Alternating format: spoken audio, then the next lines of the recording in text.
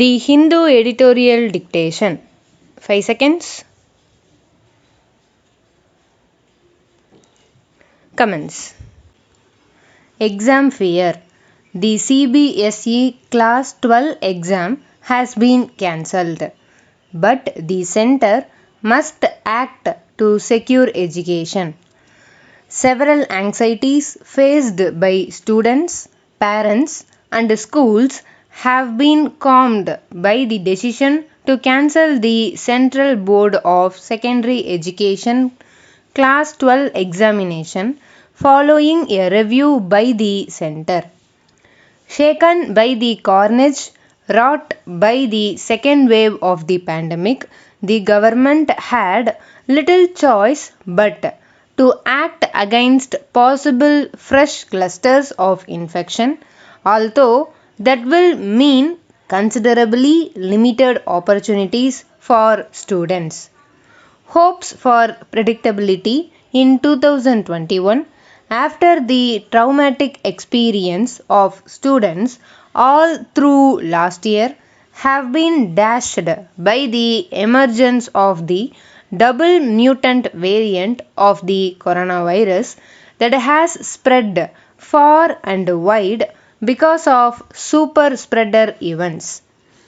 The government and Prime Minister Narendra Modi were obviously anxious to be seen as acting decisively on the examination question after a long phase of dithering in formulating a national response. The decision to cancel the crucial Class 12 public examination and replace it with an objective assessment for certification will help boards of education in the states to move in the same direction.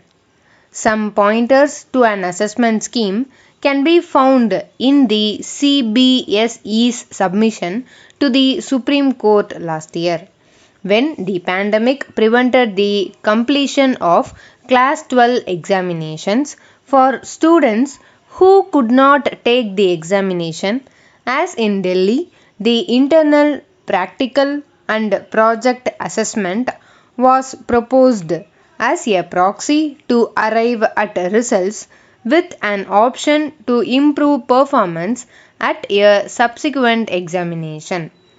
The board must now come up with a model scientific scheme.